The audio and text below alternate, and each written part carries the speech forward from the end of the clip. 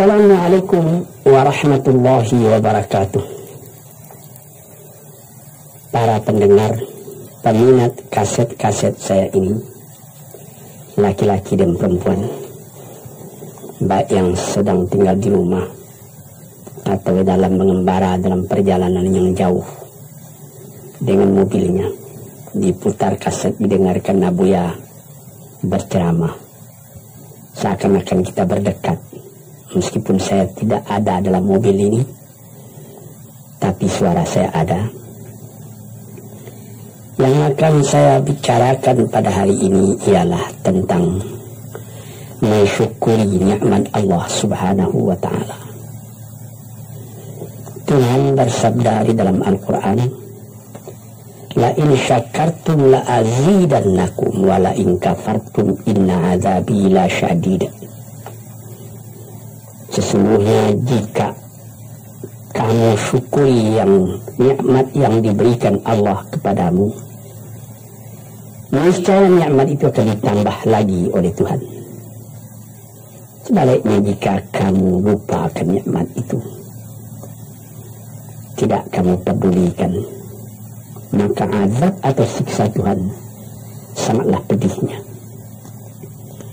Inilah ayat tentang syukur yang disebutkan oleh Tuhan di dalam Al-Quran. Sebenarnya nikmat yang diberikan Allah kepada manusia itu tidaklah terhitung banyaknya. Tuhan pun mengatakan, wa in ta'uddu ni'matallahi la tuhsuha. Jikalau kamu hendak menghitung nikmat Allah, tak dapat kamu membilang berapa nikmat itu. Ada alat-alat modern sekarang yang dipakai orang, komputer, yang dapat menghitung berjuta-juta, bahkan bermiliar dengan cepat. Tapi bagaimanapun cepatnya hitungan komputernya nanti sudah rusak, nikmat Allah belum juga semua dapat dituliskan. Apa yang kita syukuri? Apabila kita mengenalkan nikmat Tuhan itu, kita menjadi kaya dalam batin. Kita tidak jadi murung dalam hidup.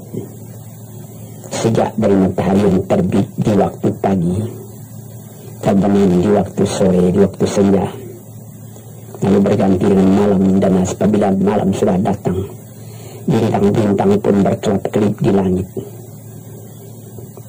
Itu pun sudah kita syukuri jika kita mengenal Dia.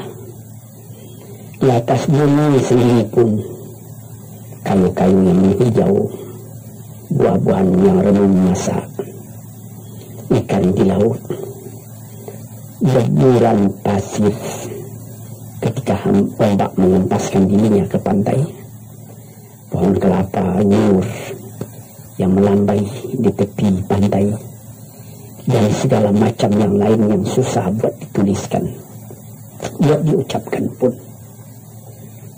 menjadi perbandingan, menjadi peringatan kepada kita bagaimana besarnya nikmat yang melingkungi manusia ini.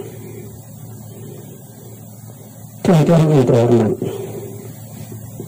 di dalam Al-Quran Tuhan pernah bersabda, wa khalaqna lakum ma fil ardi jami'a.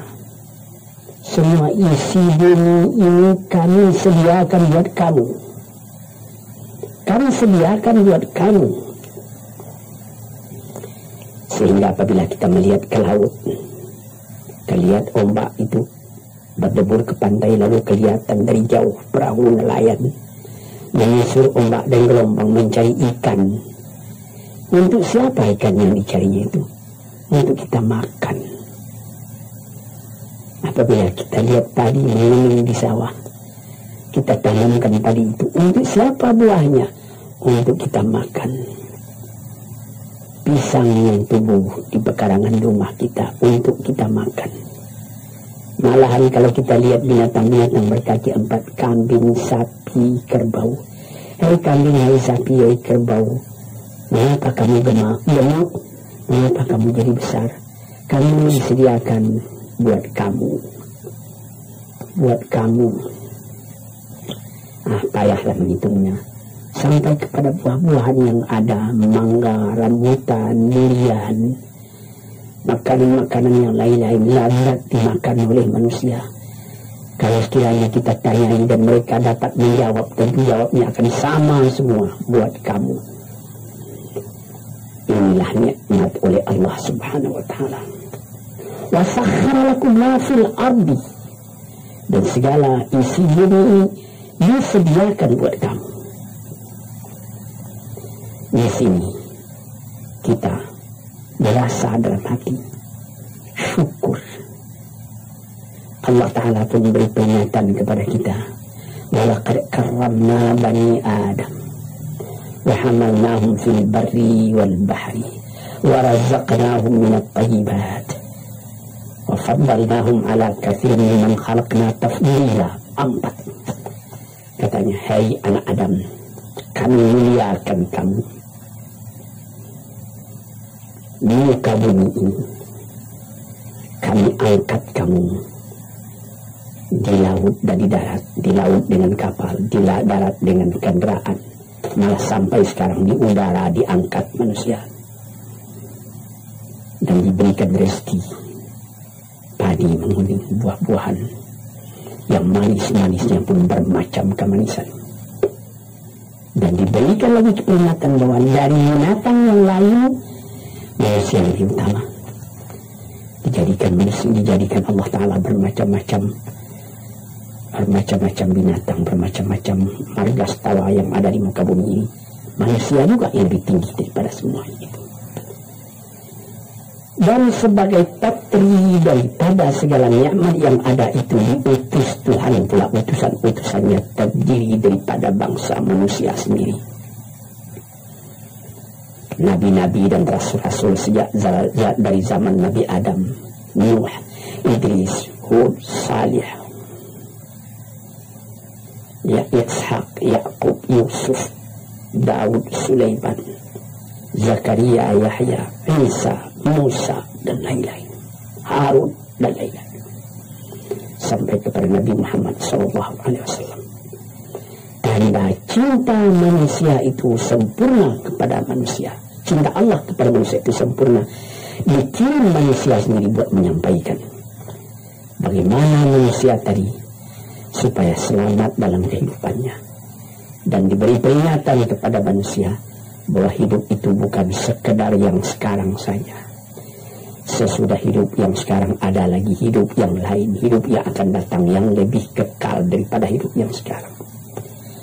Hidup yang sekarang ini disebut al-hayatul faniyah, hidup yang fana, kelihatan sebentar kemudian hilang, sesudah hilang tak kembali lagi. Tapi nanti disambut dengan al-hayatul baqiyah, hidup yang kekal. Disitulah kehidupan yang sejati. Kita kembali kepada yang tadi, mengenal hidup yang seperti ini saja sudah patut disyukuri. Kalau kita tidak mengenal hakikat dari kehidupan itu, apalah obah kita dengan binatang. Tuhan pernah bersabda dalam Al-Quran. Dia katakan, walaqad zara'na li jahannama katsiran minal jinni wal insi lahum qulubun la yafqahuna biha wa lahum adhanun la yasma'una biha wa lahum a'yunun la yubsiruna biha wa lahum adhanun la yasma'una biha ulaika kal an'am bal hum adall wa ulaika humul ghafilun.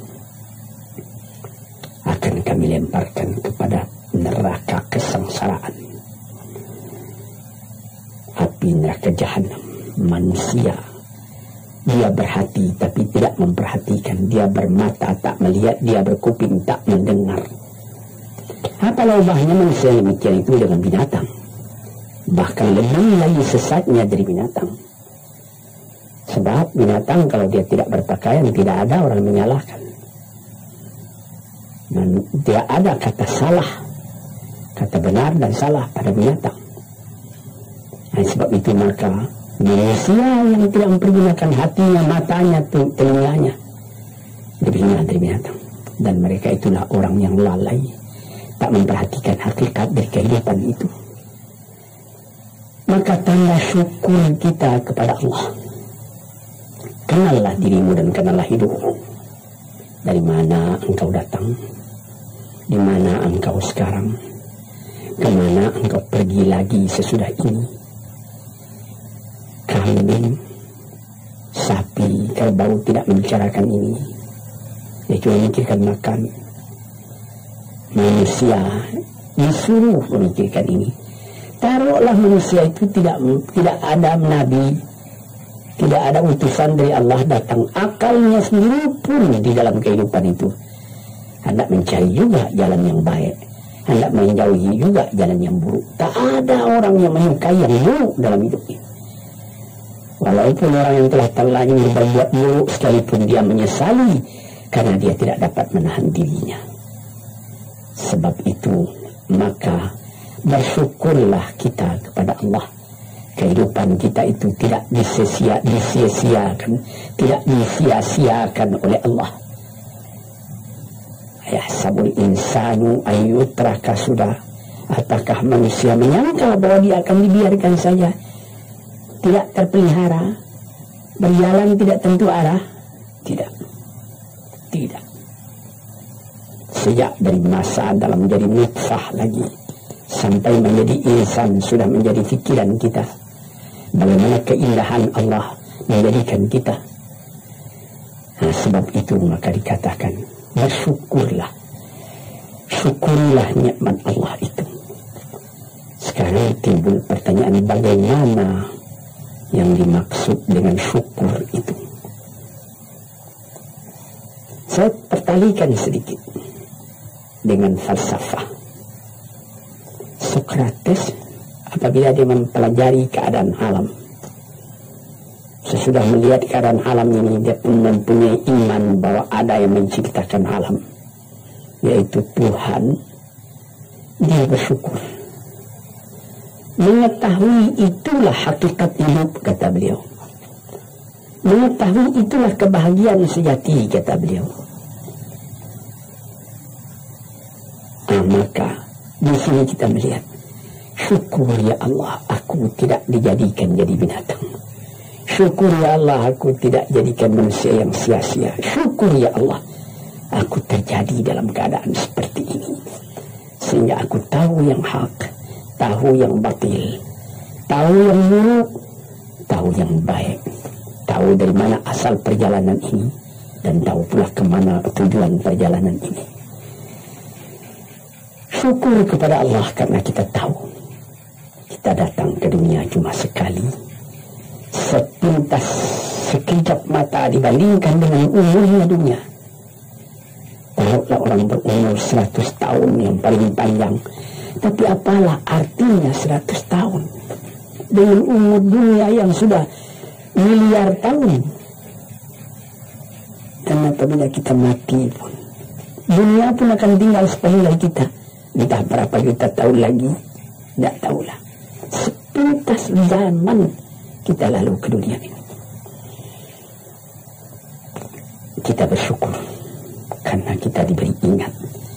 Yang sepintas zaman, yang sekejap mata itu harus kita isi. Sehingga setelah badan kita hancur di dalam bumi, kita masih hidup. Ini, saudara-saudara pendengar yang terhormat, kita sudah mati hancur di kandung tanah, tapi masih hidup. Ada orang yang berumur sampai 100 tahun misalnya, atau lebih sedikit, tidak pula banyak lebihnya itu. Dan saya mendengar berita di dunia ada orang yang berumur 200 tahun, tidak. Paling banyak ya 120, 130 tahun, itu pun sudah lemah.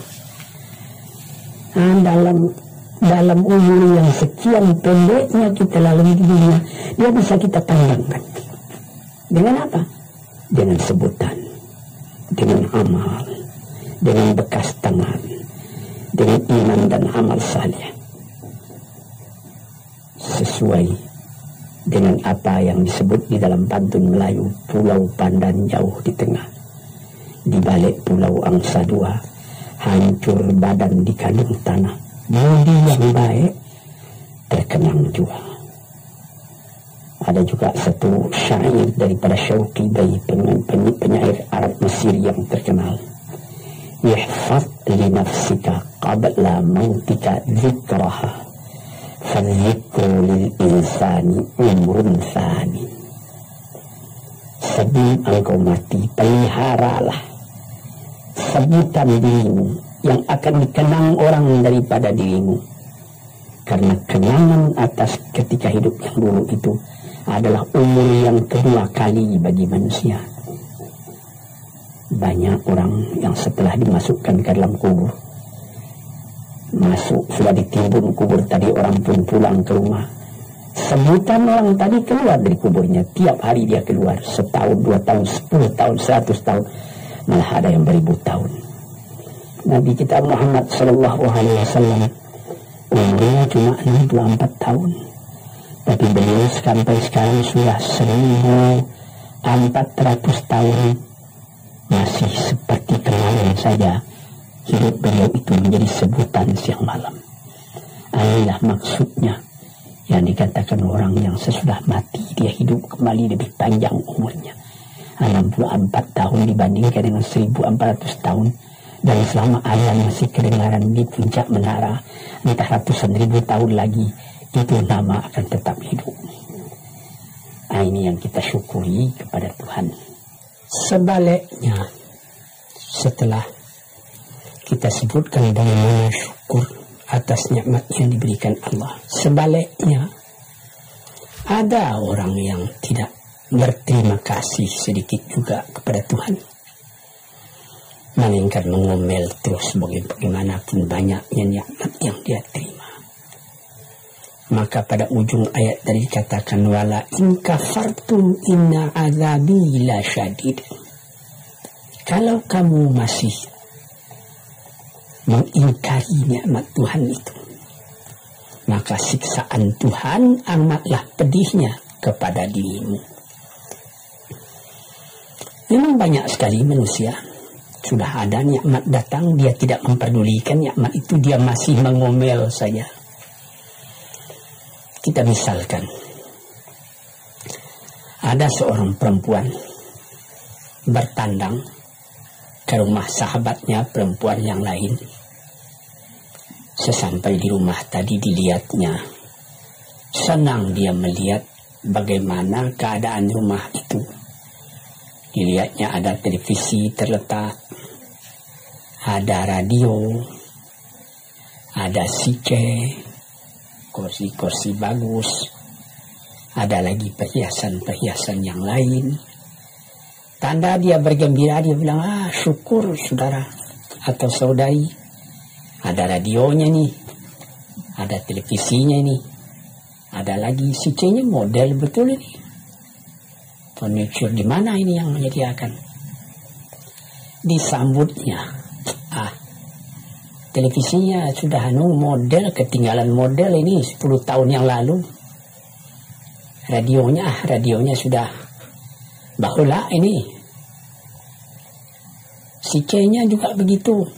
Ada yang model sekarang, yang model baru. Saya sudah ketinggalan zaman ini. Ini misalnya.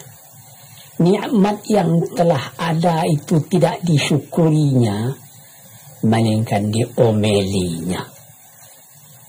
Ini banyak manusia yang seperti ini. Sebagaimana pernah saya katakan dalam kaset ini, inilah orang yang wa nafsin wa min nafsin la tashba, jiwa yang tidak pernah merasa kenyang, tamak terus. Orang seperti ini kalau dia ditimpa oleh kesusahan, akan seperti cacing kena panas, orang seperti itu. Sebab dia tidak pernah bersyukur kepada Tuhan.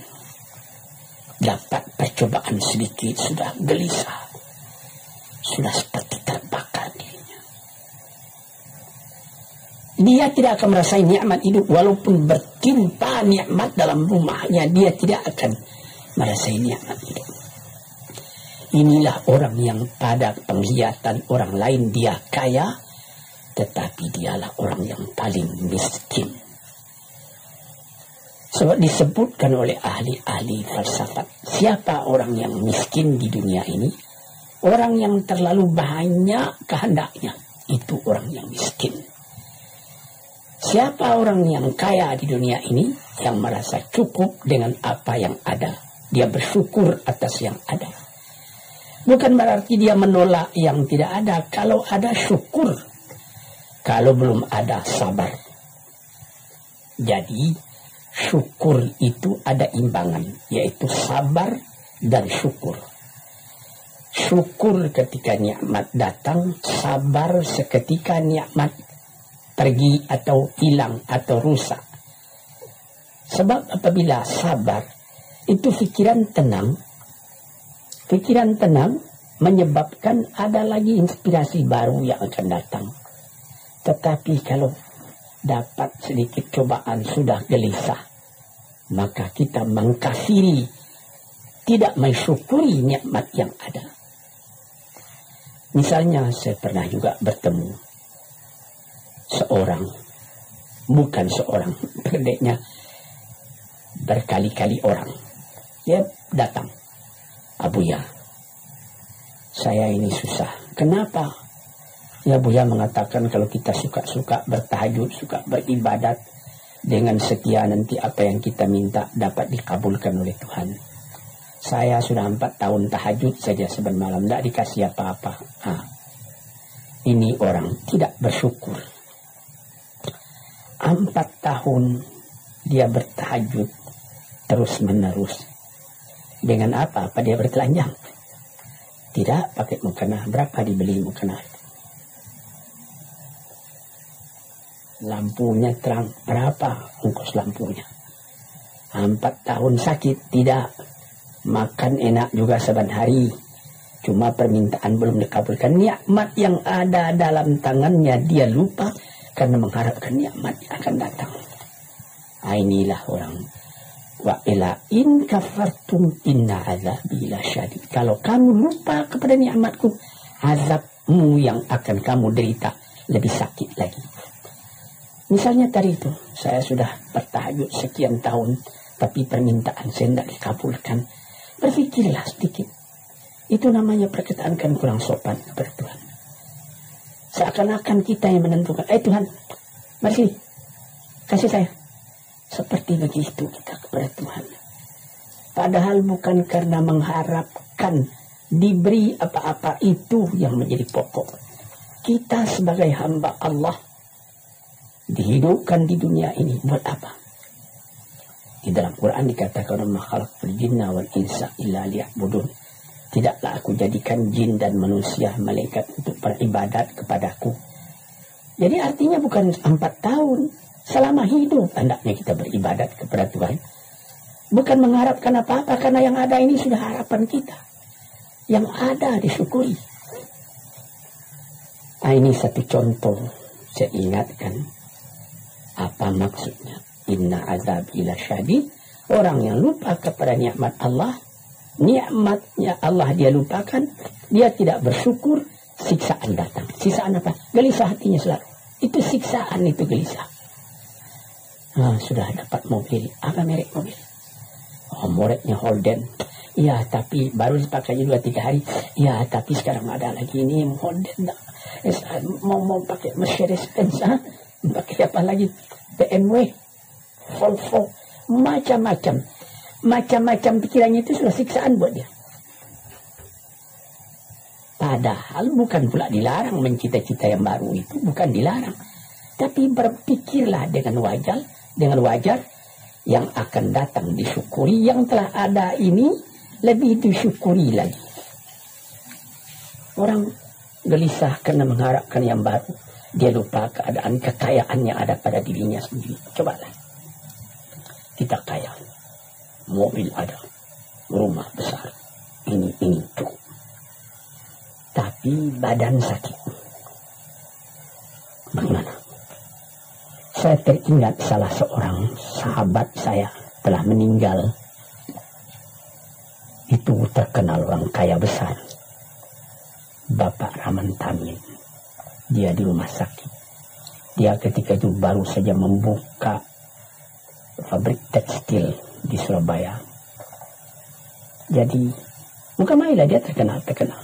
Jadi ketika dia sakit, saya pergi melihat dia. Sekarang saya mengerti, apalah arti kekayaan saya yang banyak itu. Yang penting sekarang ini bagi saya sehat. Ini perkataan dari seorang mukmin yang mengetahui berapa nikmat Allah. Tapi nikmat yang paling besar itu kesehatan, bukan kekayaan. Dia berdoa kepada Tuhan, dia beribadat. Dia minta, ya Allah, sehatkanlah badanku atau tetapkanlah imanku. Ini saya pernah melihat. Di sini kita melihat bahwa kesehatan badan adalah kekayaan yang tidak ada nilainya. Walaupun engkau tidak mempunyai banyak kekayaan, tapi badanmu sehat, kekayaan berjuta-juta itu. Engkau tidak banyak kekayaan, tetapi engkau makan enak. Pernah saya juga berjalan-jalan dengan seorang teman orang kaya, naik mobil lalu di dekat sawah, orang-orang bekerja sawah. Ketika itu hari kira-kira pukul 12:30 hari, saya melihat bagaimana sesudah membajak sawahnya, orang yang punya sawah tadi makan. Dibawakan oleh istrinya dari kampung di dalam besek nasi yang akan dimakan oleh suaminya, dimakan oleh suaminya itu. Sehingga kawan saya yang punya mobil tadi menjadi dalam hatinya itu seakan-akan iri.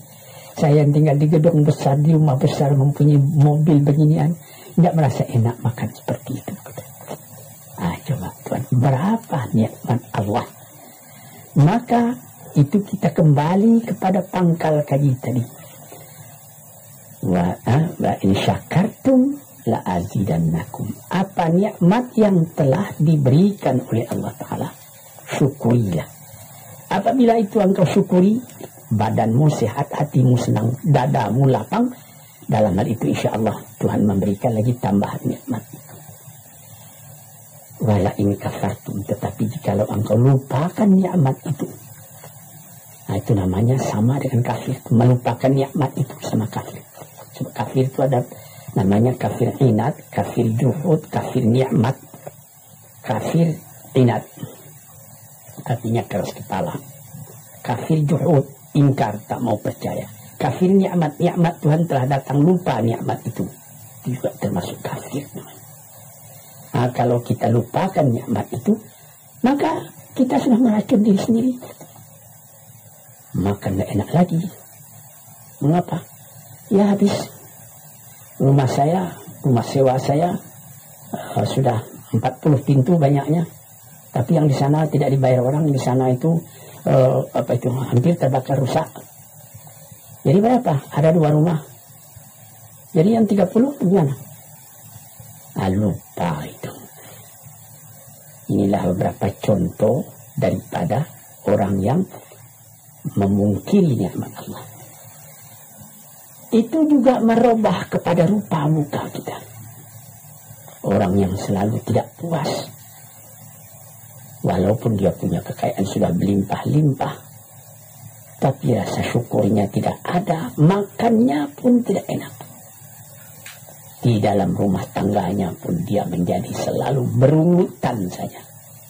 Ketika mula-mula datang sesudah penyerahan kedaulatan pada tahun 50 datang ke Jakarta, suami istri hidup dengan sederhana, makan enak, tertawa pagi, tertawa sore, apa yang ada dimakan yang tidak sabar. Kemudian berlimpah-limpah rezeki. Rezeki datang, mulai lalai daripada Tuhan.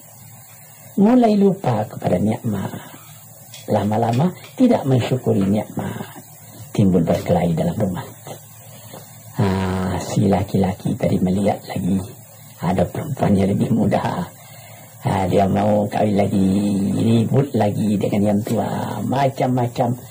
Nampak sebagaimana saya katakan tadi, nampak oleh orang luar, orang ini senang ini. Tapi di dalam rumahnya sendiri neraka, dibikinnya sendiri neraka itu karena dia tidak mensyukuri nikmat. Dia bikin sendiri neraka itu sebab dia tidak sabar ketika percobaan datang. Disinilah tuan-tuan pendengar kaset yang saya cintai. Saya katakan, Di dalam agama kita disuruh qanaah. Apa? Menyambut dengan kedua belah tangan nikmat yang diberikan Allah, kecil atau besar. Yang penting nilainya. Nilai nikmat itu ialah apabila kita terima dengan syukur. Dan kalau percobaan datang, kita tabahkan hati, kita sabar. Percobaan itu banyak, harta, berniaga rugi, istri atau anak yang dicintai mati misalnya, dan lain-lain sebagainya. Kita sabar menerima itu. Kita tabah menerimanya sehingga kita tidak goyang. Ketika nikmat datang, kita syukur, jadi kita tidak sombong. Ketika percobaan datang, kita sabar, jadi kita tidak bingung. Kita punya hidup selalu tenang. Di dalam ilmu tasawuf disebutnya bahwa antara syukur dengan sabar itu adalah seperti sayap. Sayap sebelah kanan syukur, sayap sebelah kiri sabar. Kalau patah salah satu dari dua sayap itu, kita jatuh, tidak bisa kuat lagi. Jadi sebagaimana kapal terbang juga mempunyai dua sayap. Kalau patah satu, lebih baik lekas berhenti, jangan berlayar lagi, nanti bahaya besar jatuh, membawa jatuh kita. Para pendengar, disinilah yang jadi tiang dari kehidupan kita sehingga menjadi kita normal. Sebagaimana pernah juga saya katakan, kerusakan atau seperti radio korsleting yang terjadi antara sabar dan syukur ini bisa jadi penyakit. Mulanya penyakit batin, kemudian menjadi penyakit badan. Ada orang, itu saya pernah mengatakan tempoh hari ini dalam salah satu kuliah di kaset ini, psikosomatik. Dilihat penyakit, diperiksa, dianalisa oleh dokter. Asalnya dari kecewa. Ada orang, anaknya menyakitkan hatinya, karena anak itu juga jadi fitnah dalam kehidupan. Diharap akan begini, rupanya jadi begitu. Diharap akan taat, rupanya maksiat. Lama-lama dipendam penyakit itu dalam hati, berubah kepada badan sendiri. Kadang-kadang sakit jantung, kadang-kadang eksim, kadang-kadang kodis, ajaib.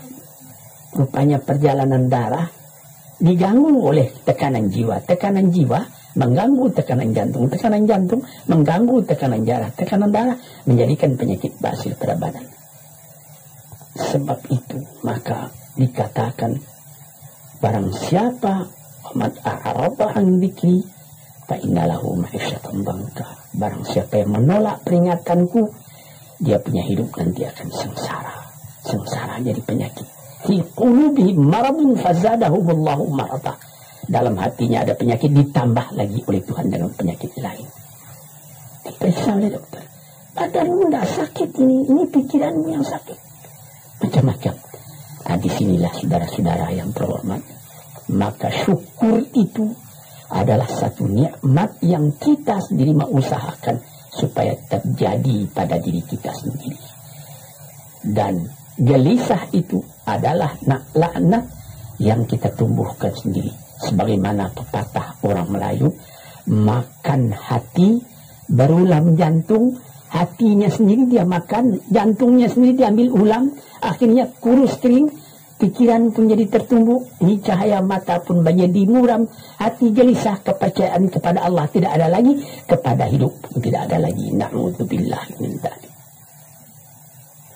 Para pendengar, peminat kaset-kaset ini, saya serukan, gembirakan hati, kuatkan iman kepada Allah, syukuri segala nikmat, sabar kalau datang percobaan. Insya Allah kita akan tetap teguh hidup, selamat dunia dan akhirat. Sekian saja dulu, insya Allah lain hari kita sambung lagi. Assalamualaikum warahmatullahi wabarakatuh.